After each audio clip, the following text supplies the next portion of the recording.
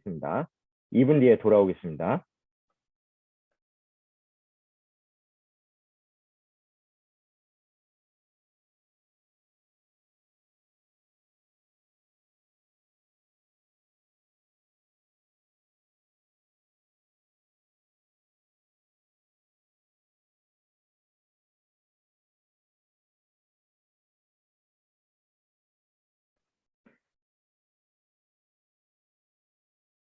지금 질문이 좀 많이 안 올라오고 있는데, 궁금하신 점이나 제가 이제 설명을 들었던 부분에서 클리어하지 않은 부분들은 이제 채팅창에 남겨주시면 제가 좀 질문을 드릴 수 있도록 하겠습니다.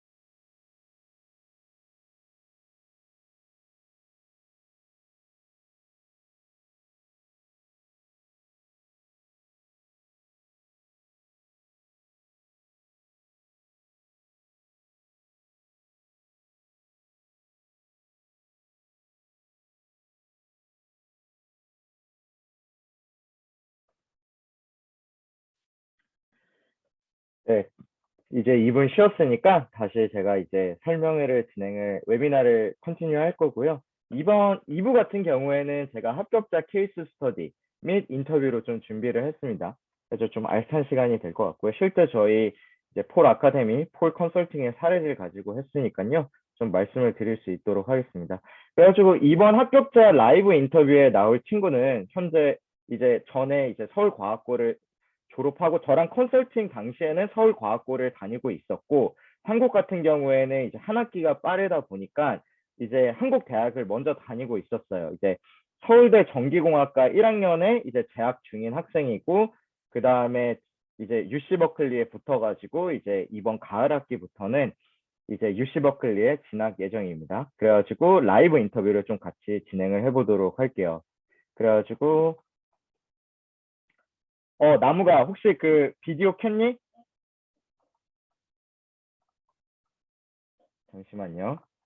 학생이 이제 여기에 들어가 있는데 참여를 좀 하는 데 있어서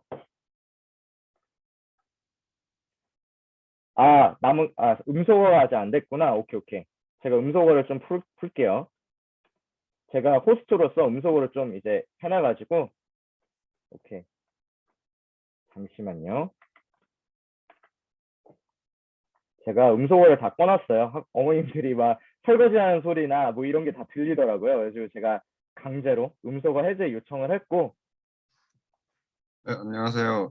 잠시만. 이나무이라고 합니다. 비디오도 좀 킬 수 있게 할게. 나무가. 잠시만. 저 비디오는 켜져 있어요. 비디오는 켜져 있니? 오케이. 그럼 네네. 한번 시작을 해보자. 그래가지고 한번 이제 어쨌든 이제 서울대를 다니고 있고 전기공학과를 이제 다니고 있고 이번 가을 학기부터 이제 유시버클리로 가게 됐잖아. 이제 학부모님들이 이제 그렇게 된 계기도 많이 궁금해할 것 같고 혹시 본인 소개 한번 해주면 좀 좋을 것 같아. 성장 배경이나 이제 테스트스코어, 경시대회 그리고 활동. 안녕하세요. 이제 현재 서울대학교에 재학 중이고 이번 가을 학기부터 유시버클리로 진학하기로 결정한 이나무이라고 합니다. 우선 제가 유학을 이제 결정하게 된 계기로서 제 유년 시절이 좀 크게 작용하였는데 제가 어렸을 때 부모님이 공부하시던 중에 이제 미국 캘리포니아 주에서 태어났는데 이제 거기서 태어나고 한 6년 정도 살았고요. 그다음에 이제 한국에 돌아와서 쭉 살다가 이제 중학교 때 또 1년간 미국으로 가서 이제 미국에서 학교를 다니고 다시 왔는데 이제 그때 미국의 약간 자유로운 환경이랑 그런 분위기들이 이제 제가 유학을 가고자 하는데 그런 동기를 주었습니다. 그래가지고 그때부터 이제 유학을 막연하게 생각하고 있었는데 고등학교를 다니면서 한 고등학교 2학년 말에서 고등학교 3학년 초 때부터 유학을 본격적으로 준비했고 그 짧은 시간 동안 이제 SAT, ACT, AP 그리고 뭐 USA 뭐 이러한 활동들을 다 해내기가 조금 힘들었지만 결국 이제 앤드류 쌤이랑 같이 그 에세이도 쓰고 그 모든 활동을 다 해내면서 이제 UC 버클리에 합격하게 되었습니다.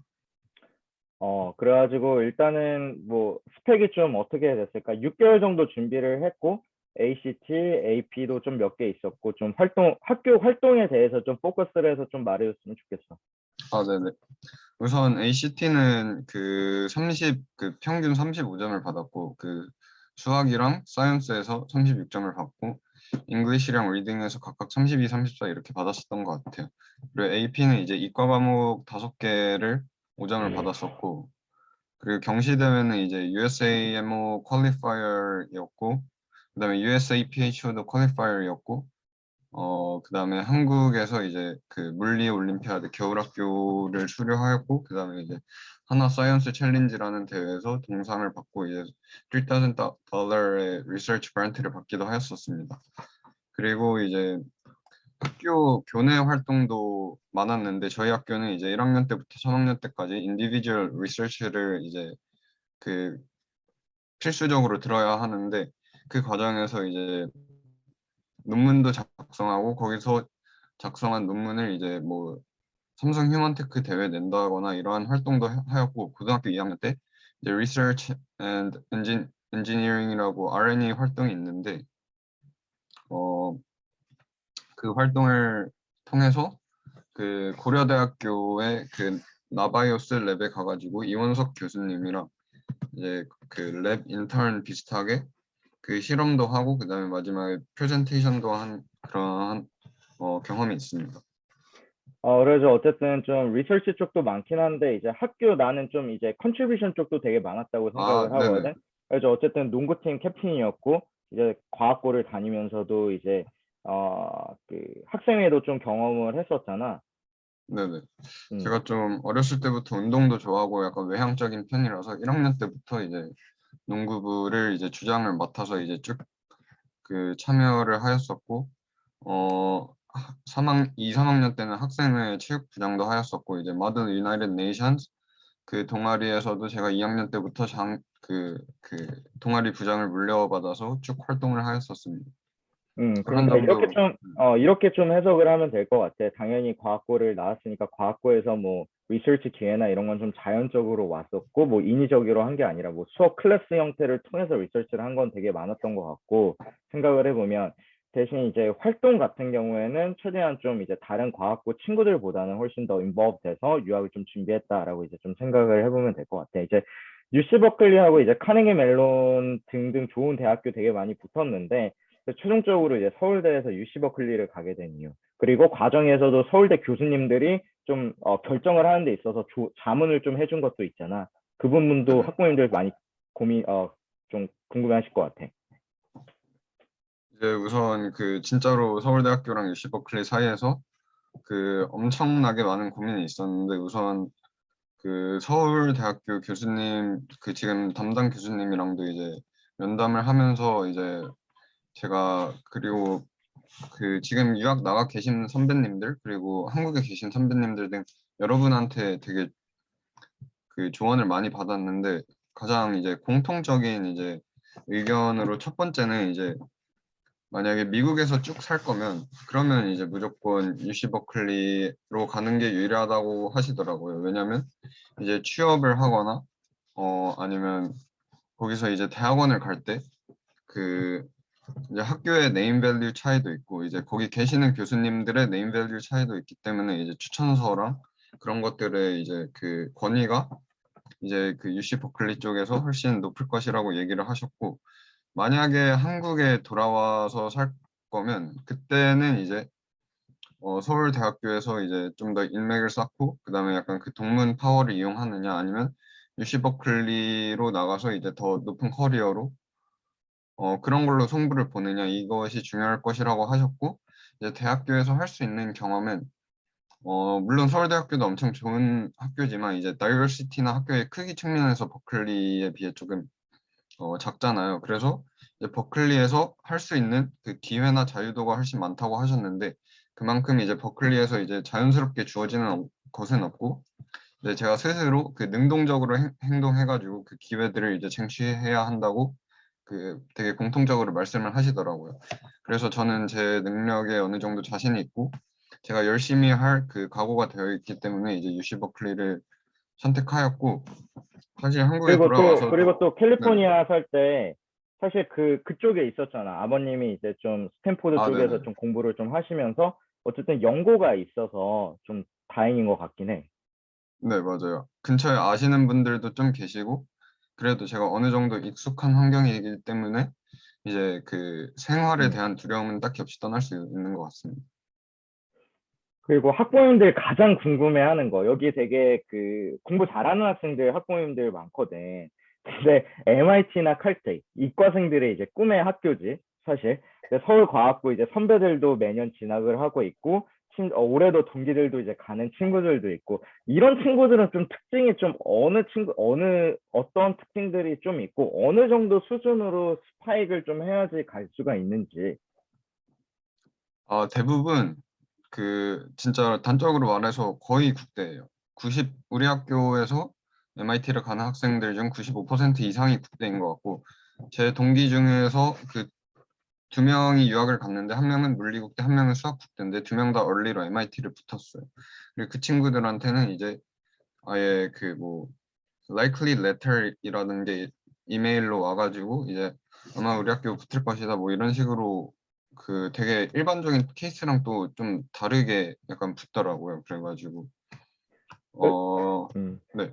그리고 그래가지고 국대 나도 이제 네네. 주변에 이제 최근에 붙은 친구들을 보면 남학생 기준으로, 그러니까 여학생들은 이제 국가대표가 아닌 케이스도 되게 많이 붙긴 한데, 남학생들 기준으로선 좀 국가대표가 좀 많이 붙는 것 같고, 아닌 케이스들은 아주 가끔씩 좀 나오는 것 같아가지고, 되게 MIT나 칼텍이 예전보다도 훨씬 어려워졌다. 근데 어쨌든 MIT나 칼텍 같은 경우에는 남녀 성비를 좀 중요시하기 때문에 여학생들이 훨씬 수월한 거는 사실이고, 국제학교에서도 가게 되면 여학생들이 좀 많다. 그래서 에이시안 남학생들이 MIT나 칼텍을 가기는 점점 더 앞으로도 좀 많이 어려워지지 않을까. 그래서 내가 앞에서 솔루션을 댄 게, 차라리 스템은 이런 친구들이 이길 수 없기 때문에 차라리 학교에서 모든 분야에 그냥 다 1등을 하는 게 사실 좀 솔루션이 되지 않을까라고 난 좀 이제 보고 있어. 그래서 나는 이제 또 궁금한 게, 또 앞으로의 또 꿈, 이런 포부나 이런 것들, 이제 유시 버클리 졸업하고. 네. 우선 UC 버클리를 가게 된 이유가 이제 더 많은 기회를 이제 찾기 위해서라고 했는데 이제 미국에서 한국이랑 다른 점이 이제 오피스 아워이라는 게 존재해서 교수님들이 이제 의무적으로 학생들에게 이제 할애해 주는 시간이 있어요. 그래서 이제 그런 시간들 되게 소중하게 쓰고 그다음에 이제 미국에선 좀 더 리서치 오퍼튜니티 이런 게 많기 때문에 제가 고등학교 때부터 하던 이제 게임 시어리라는 분야에 관한 연구를 이제 그 더 찾아보고 이제 그 유명하신 그 랩에 들어가 가지고 인턴을 하고 그런 경험을 또 쌓고 싶고 그다음에 이제 버클리의 위치적 특성상 주변에 이제 실리콘밸리도 있고 뭐 막 인턴십도 이제 빅테크 기업에서 하는 경우도 많고 아니면 되게 실리콘밸리에 이제 유망하고 이제 약간 변화가 빠른 그러한 회사나 스타트업에서 하는 경우가 많다고 했는데 이제 그쪽 문화를 이제 받아들이면서 제가 나중에 취업을 하던 아니면 창업을 하던 아니면 공부를 더 하던 그 이제 그러한 실무를 경험해 보면서 이제 제 자신을 이제 성장시키고 그러한 것이 현재로서의 꿈입니다. 그리고 우리 마지막으로 이제 한 1년 정도 알게 됐는데, 좀 어떻게 합을 맞춰서 이렇게 합격을 할 수 있었는지. 아, 네.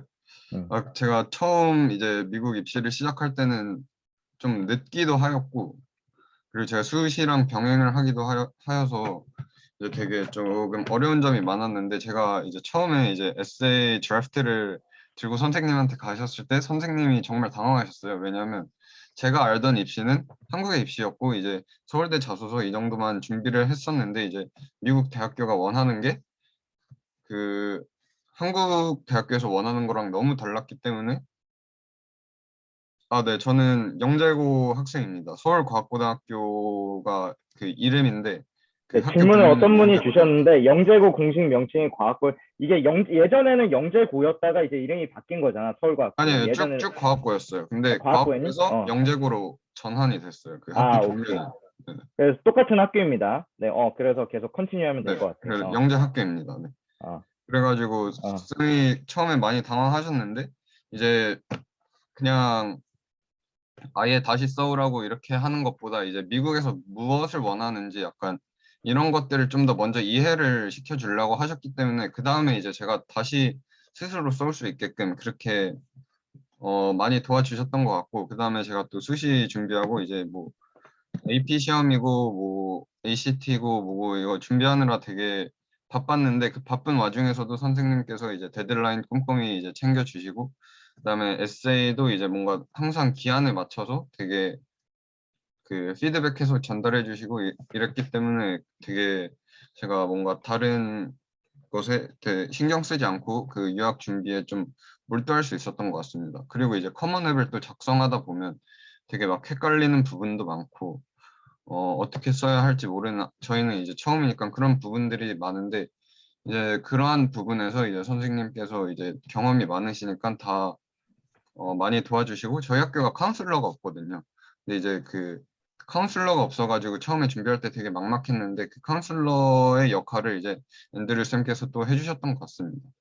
그리고 이제 꼭 쌤으로서의 그 유학 컨설팅 쌤으로서의 역할보다 약간 대학교를 미국에서 먼저 대학교를 다니다 오셨고, 그러한 이제 인생 선배의 그런 역할로서 이제 뭐 미국에서 얻어갈 수 있는 것, 뭐 지금도 이제 계속 연락을 하고 있는데, 이제 미국 가기 전에 뭐 준비해야 할 것 이런 것도 다 친절하게 알려주시고, 되게 고민도 편하게 들어주셔서 1년 동안 너무 편하게 재밌게 입시 준비할 수 있었던 것 같습니다.